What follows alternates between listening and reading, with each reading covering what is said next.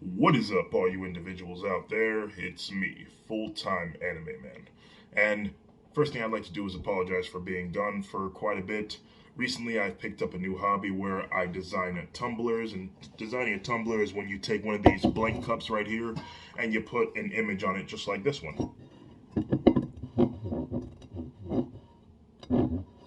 Ain't that, ain't that pretty cool? It's a there's some sort of archangel right there. I'm not sure if that's an archangel or what. Then you got the lion right there, and you got the yin yang symbol right there next to a blossom blue tree. But yeah, that's all. That's all that's been going on in my life so far. Let me just move this. Anyway, now that that's out of the way, let's go ahead and get into this. What if this is? What if Deku had the Project Power Pills Part 2? Hope y'all enjoy. And before we get started with the video, CCC LOSE8 dash Locks of Death says, could he not eat all the pills? You said it, stacks, so I will not die until the time dies out. Also, you said there were thousands upon thousands of pills. Let's say that there are 15,000 pills in there. The time he would have would be 52 days until he would die, but he could just get some more power pills and eat so many that he would get 100 years. Boom. Idea. I know you won't.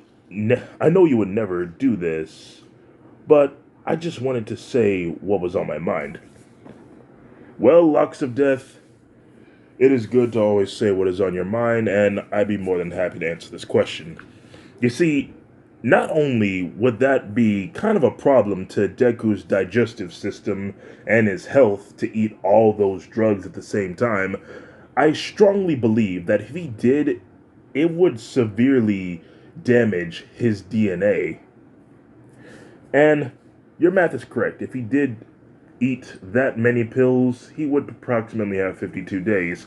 But let's say he had enough for a lifetime. The human lifespan is average around 71 years. Deku is currently 15, so that would mean that he has 56 years, left of life. But let's say he had enough pills to cover that time. 12 pills of the Project Power Pills equals 1 hour. A day is 24, so 12 times 24, that is 288 pills. Now, I don't even know when he would make time to even swallow down all of those pills. But let's just say he manages to and does that for a whole year. So 365 times 288 pills equals 5,120 pills. Yeesh. So that's going to equal him in a whole year. I gotta say, that's kind of giving me indigestion just thinking about. Anyway, let's go ahead and cover the 56 years that Deku has. So 56 times 105,120 equals 5,886,720 pills. That is crazy. Like, ugh. Let's just say that Art even did manage to get Izuku all those pills. Like, I don't think he would do that kind of things to his daughter. But I really do hope that that answers your question for you. And by the way, I did forget to mention this in the last episode. Like, I rewatched the movie, and then someone did say that if you take enough of these Project Power Pills, one day you won't need the pill to maintain your power. It will just stay naturally. So if Izuku takes enough of those power pills, he will potentially gain permanent power without having to take them. How will the story progress on that? Come with me and find out. This is What If Deku Had the Project Power Pills, Part 2. It was a hard knock life for Izuku Midori at the beginning. That was until one day he was kidnapped by two men who planned to take him in and have him experimented on for the Project Power Pills. That was until Art interfered with their plans, if you may, and he rescued Izuku, but unintentionally, though. He had no idea that Izuku was even in the back of that van, which explains his recklessness when he ran into the truck. He was really looking for clues on where his daughter might possibly be, and when Izuku assisted him in taking down the men and helping him find out that his daughter is in New Orleans, Art headed his way up there, but not before giving Izuku a few advice on how to become stronger and even encourage him to be more braver to stand up against his bully, and also gave him a sack of power pills of prospective animals with their abilities, and even venom if so needed. Izuku first took a spider pill that granted him the powers of a spider, and he used those powers to help stop a woman from getting mugged and also put the perp in jail.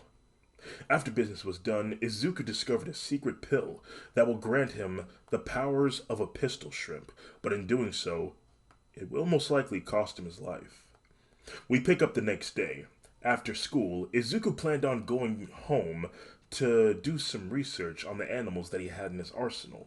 But he turns the corner and he sees Bakugo picking on a kid. Izuku thought to himself that he should just leave it. After all, this is the first time that Bakugo is bullying anyone else other than him. He planned on turning around and just walking away, but his kindness got the better of him. He then walked towards Bakugo and his goons, and as he gets closer, he then takes out a pill that had the silhouette and the color patterns of a lion. I mean, a tiger, excuse me. It was a tiger. He then activated the pill, swallowed it, and turned on the 5-minute timer on his watch.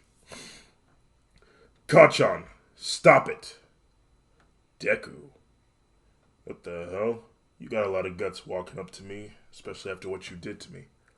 What do you mean? All I did was shove you. It's not like I left a mark, unlike you did. He shows him the burn mark that Bakugo left on his left shoulder. Now, leave him alone. And why should I? Because I'm pretty sure he didn't do anything. You're only doing this just to boost your ego. Oh yeah? And what are you gonna do if I don't? Izuku wasn't sure what it was, but he felt a sort of surge of what felt like extreme bravery, courage, if you may, flowing throughout his body. He then drops his backpack to the ground and he steps forward towards Bakugo and says, "Otherwise, you're going to have to deal with me." Bakugo and his goons start laughing because to this guy that they have been bullying for a long time actually acting like a tough person. Bakugo then stopped laughing and said, "Deku, you better get out of here, otherwise I'm gonna blast you through another wall. I'd like to see you try." Oh, Bakugo, shut up! What did you just say?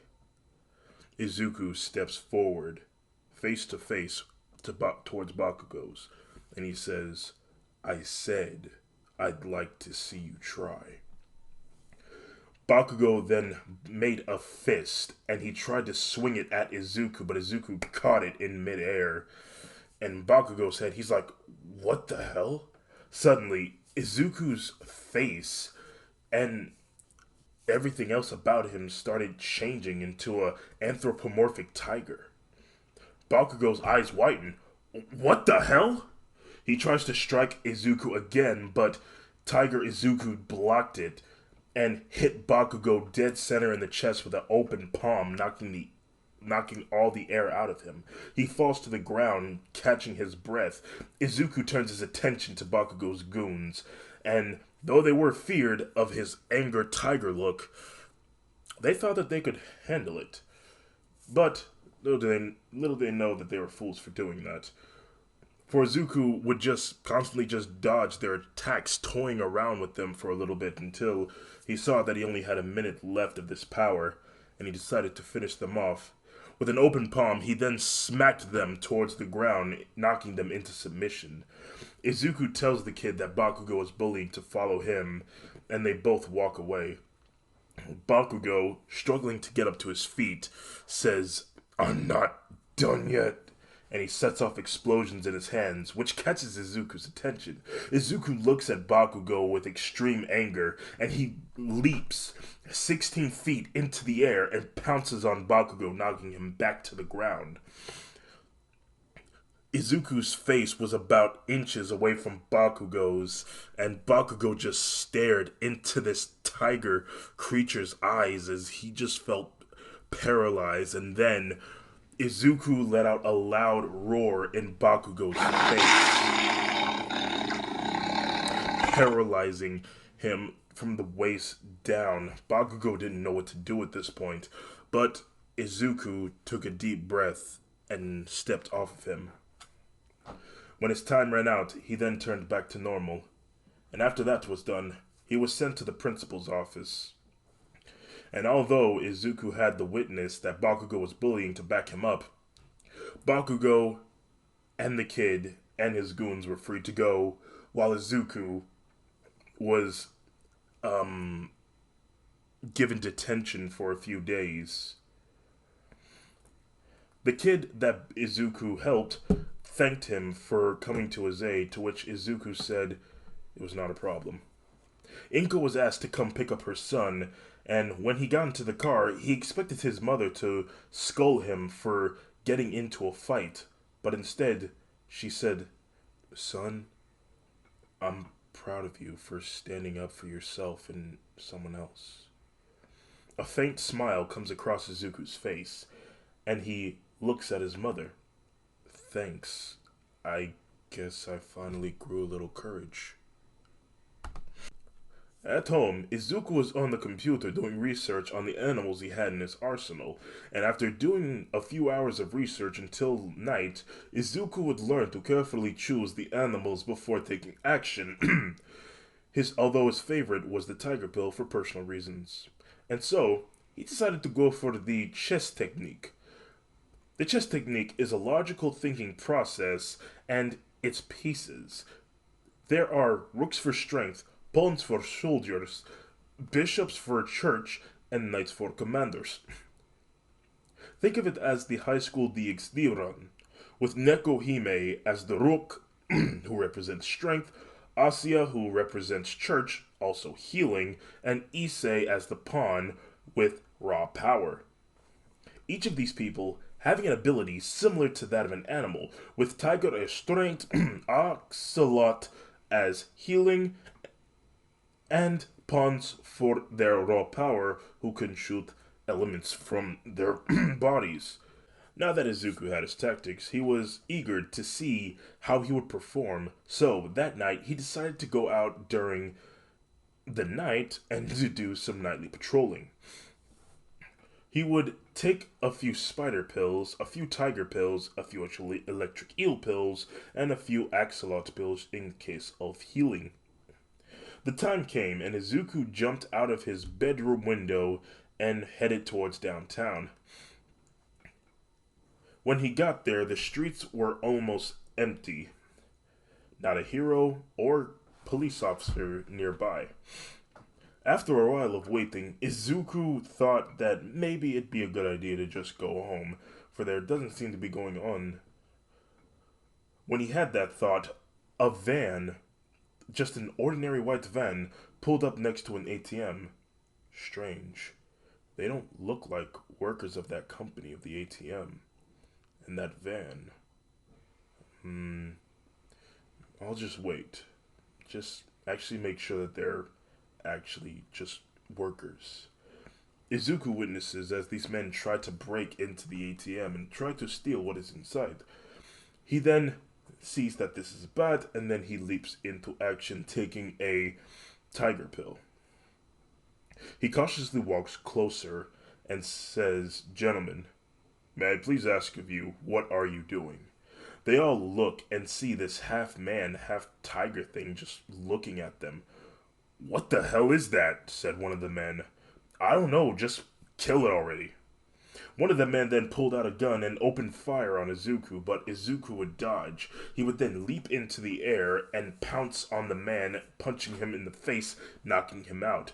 The others would join in, trying to attack Izuku with their melee weapons, but Izuku would get the upper hand on them. But at one point, one of the men managed to hit Izuku in the back of the head. It didn't knock him out, but it did get him on the floor, and they would all relentlessly start punching and kicking at him while he was down. Izuku would see that this is a bad situation, and he would pull out an electric eel pill, and right through his anthropomorphic form, electricity would shoot out everywhere, and it would knock all the men to the ground and almost knocking them all out except for one. Izuku then quickly returns to his feet and he takes out one of the men's phone, calling the police. He couldn't use his own phone because the police would be able to track him that way. Anyway, as he finishes the call and informing them of the location, he runs off. And just as he's running off, the one man that's remained towards the electric attack takes the gun that was being fired at Izuku at first, and then he shoots Izuku in the back, which completely pierces through his body.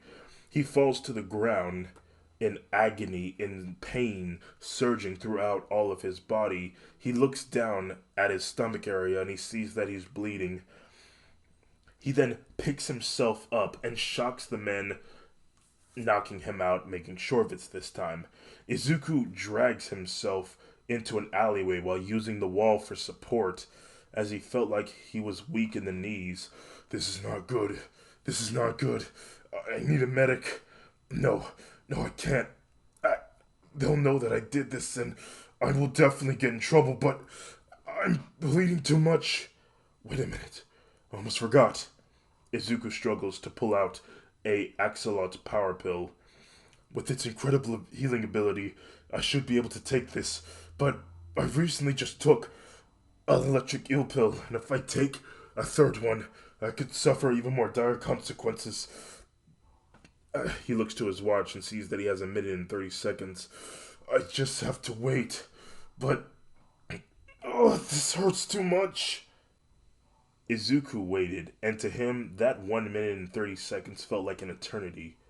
Soon, he finds himself in a pool of his own blood and he feels exhausted, like he's about to fall asleep. He tries to stand up, but his legs felt like they just gave in and he couldn't feel them.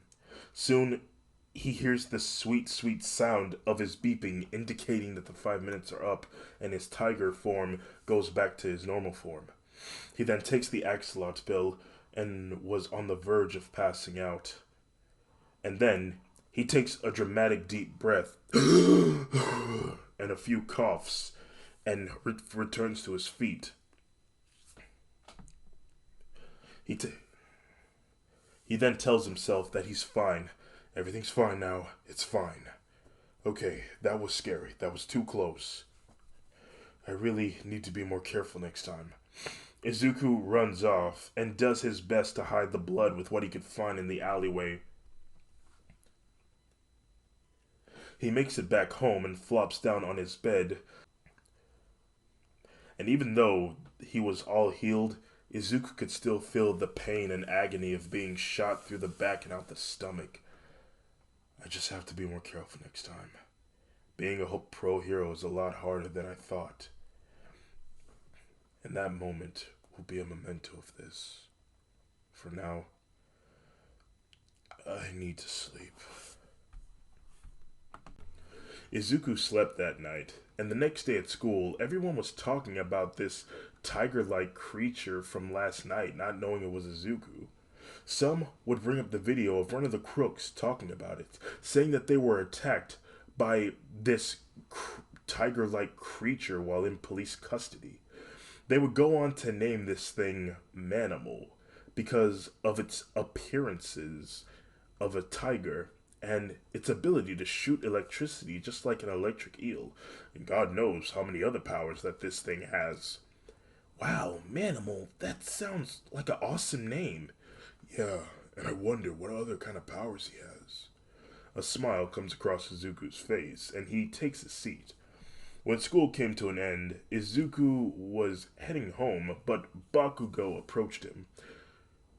What do you want, Kachan?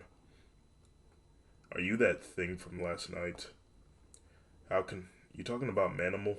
How can I be Manimal when I don't have a quirk? Don't play dumb with me. Yesterday I know what I saw. You changed, and you kicked my behind. You were seeing things yesterday. No, I wasn't. Bakugo lets off explosions in his hands while staring at Izuku, and Izuku staring back at him, completely unfazed. Bakugo could tell that something was different about Izuku. He had this sort of aura that surrounded him that made him see him differently. While he was staring at Izuku, he hears, "Leave him alone!" Bakugo heard a voice behind him, and he turns around and sees that it's the same guy that Izuku was defending yesterday. You? What the hell do you want? Bakugo lets out explosions, and Izuku tells him to back off. Bakugo, feeling outnumbered, puts his explosions down and he walks off, but not before telling Izuku that this isn't over, before leaving completely out of sight. And Izuku and the other guy would properly introduce themselves, with the other guy calling himself Travis. And on that day, Izuku made a new friend. Izuku decided to train more. He noticed that the stronger that he would get, the more powerful that his animal powers become. He even did more research on an animal that is well known for being bulletproof, the pangolin. Izuku knew he had to tell his mother something about his out of nowhere ability, and so he would take a spider pill and he would pass that on to his mother as a quirk. After a month of training, Travis would ask Izuku to help him train him on his quirk, earth manipulation. And over time, for the past few months, Izuku would always be illegally patrolling the streets and stopping gang attacks, potential Grand Theft Auto, or even attempted murder. But at one point, Izuku got a bit reckless, and someone got a photo of him while in his tiger form, showing proof of his existence. And with that, the pro heroes and the police, along with the hero corporations, were looking to have him arrested and questioned. And so, for the past few months, Izuku has been having trouble escaping from the pro heroes and the police and being lucky enough to escape them. So, between the crimes, risking his own life, and the police and the pro heroes, it makes his life a bit harder, but he manages to keep it steady. One day, he gets a call from Art and he tells Izuku that he was able to save his daughter. He was grateful for Izuku's help and that he owes him one. Soon after, the day of the entrance exam would come and Izuku would walk on to the UA premises. While walking, he comes across Travis. They would both wish each other good luck, and Izuku makes sure that he remembers the training that they had done. Bakugo sees them together, but he does not disturb them. Izuku goes in and takes the written exam and does a good job. Soon, they would do the orientation for the villain test, having to build up as many points as possible to destroy robots. Ida would stand up and he would point out that President Mike had missed one. President Mike would have said that he was going to get to that, saying that that is the zero pointer, and that they all need to avoid it at all cost. Izuku would analyze the robots, seeing as there were a few of them, he knew that they were most likely going to be trouble and very strong. Ah, damn it. If only I didn't get caught while in my tiger form. I would have really liked to use the tiger on these things. Oh well. I'm going to take a gorilla pill for strength, a few spider pills for agility and its webbing ability, and a few axolot pills in case of healing. Izuku headed his way down to City A, and the doors opened with President Mike yelling at everyone to go, that there's no countdowns in a real battle. Izuku takes the spider pill. He swallows it and activates his timer for 5 minutes, and he would immediately start swinging through the city until he comes across a one-pointer robot. He leaps into action webbing it up and throwing it around like a sort of miniature wrecking ball until he swings it into the air and lets gravity destroy it for him. He moves on and he destroys another robot and then another and another until his time ran out. 5 minutes would pass and the spider powers would go away, and Izuku would take a gorilla pill. His muscles would expand out, giving him the appearance of a gorilla, but while still maintaining his humanly features. He smashes a few robots with his bare fist, and when the gorilla pill powers had worn off, he decided to try something new. What do you get when you cross a spider and an ape? A spider monkey, of course. Izuku would take a spider pill and an ape pill at the same time, giving him 10 minutes of two different powers. He would use his spider monkey abilities to catch the robots in his web and would use the webbing to pull them in and punch them repeatedly like a punching balloon. He then goes on to catch even more robots, webbing them up and using them as a sort of handheld wrecking ball, destroying as many robots in the progress.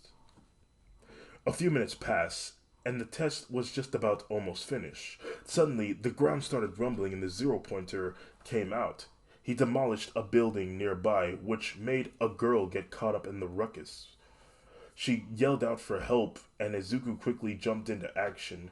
He quickly gets the rubble off the girl, and he carries her to safety. "Are you okay?" asked Izuku. I'm fine, but I think my legs are broken. "Don't worry, I got something that can help you." He tries to get her to a safe place, but the zero pointer for some reason kept following them. I just can't shake this thing." "Wait a minute. I have an idea." He then looks at his watch and sees that he has 10 seconds left. He then uses those 10 seconds left to get a good distance away from the zero pointer using his web swinging around the city. When his time ran out, he put Uraraka down and he went back to his humanly features and told her to stay still. He then takes out a pill that had the skin patterns and silhouette of a mantis shrimp. He also takes out a falcon pill for flight. He takes the pill and brown and white silver wings pop out from his back, excuse me. And after doing a few stretches, he quickly takes off to the sky and flies with great speed of 240 miles per hour. He builds up speed momentum, and when he is finished, he flies straight towards the zero pointer's head. He then makes a fist and batters it back. But before he does it, he says to himself, "This is gonna hurt like hell. But here I go." As Zuku gets closer and closer, he readies his fist and then he swings forward. In the words of the number one hero, Detroit Smash! He punches the robot in the face and a bright light ensues. And it leaves a huge dent which caused the robot's head to nearly fall off of its body. It falls backwards, and the teachers just look at Toshinori like, "Did you give your quirk to him or what?" We cut back to Izuku, whose right arm was broken as he's falling out of the sky. He then says to himself, "Oh, it's a good thing that I've been training my body. Otherwise, I'm pretty sure that one punch would have wrecked my entire thing. I'm spiraling out of control. Better spread my wings out." He then does this, and he manages to maintain his flight capabilities, but he crashes into the ground, but he was still okay. He then looks down at his arm and he sees that it's purple and black in certain spots with blood simmering out of his knuckle area. Damn it, I'm gonna have to let the timer run out before I take an axolot pill. He then turns his attention to the girl and takes out a pill with an axolot. and hands it to her. Here, take this. It'll heal you right up. What is that? It's medicine. Don't worry. Here, just take it. She takes the pill, and almost immediately her legs recover. Oh wow, that's so amazing. But what about you? Your arm. It looks like it's hurt really bad. I'll be fine. Don't worry about me. Oh, okay. Well, thank you. My name's Ochako Uraraka. And hello, Chaco. I'm Izuku Midoriya. Izuku and Uraraka get up and they leave, and 2 weeks would pass. And Izuku would receive his acceptance letter with a holographic projector that would tell him about his score in the exams. The number one hero, All Might himself, would congratulate Izuku. Izuku, Midoriya, you have done an excellent job. You have earned a score of 70 villain points and a few extra points for rescuing that girl. 60 points. 70 plus 60 is 130. You really did a great job out there, and need I say, that is a crazy ability you have there, especially when you punched that robot in the face. Oh man, it was amazing. And your abilities kind of remind me of I mean, never mind. I look forward to teaching you in UA High. Welcome to Your Hero Academia. Good luck. The holographic projector ends, and Izuku is stunned. The number one hero damn near called him Manimal. The police are looking for him. They're not looking for Izuku Midoriya. And if he goes to UA and shows off all his skills, then they're going to know that it's him for sure. He mopes around, thinking, what is he going to do? And after a few minutes, he comes to a decision. I have to withdraw my application from UA. Oh, I'm not gonna like it, considering the fact that All Might it's gonna be there. Oh, life is just not fair. But I'm not going to be held back. Just because I actually do something that the heroes won't do at night just because they're lazy or they're tired. I have to be the hero that this city needs. They may call me a vigilante. They may call me the bad guy in the people's eyes, but I call myself a hero. I call myself a good influence on the people. I call myself my own symbol of peace. I call myself. He picks up his bag of power pills as we slowly transition away from Izuku's room to the rooftop of a building. Manimal. Izuku is doing his usual nightly patrols, and he looks down and sees a very large van pulling in an alleyway that has a garage.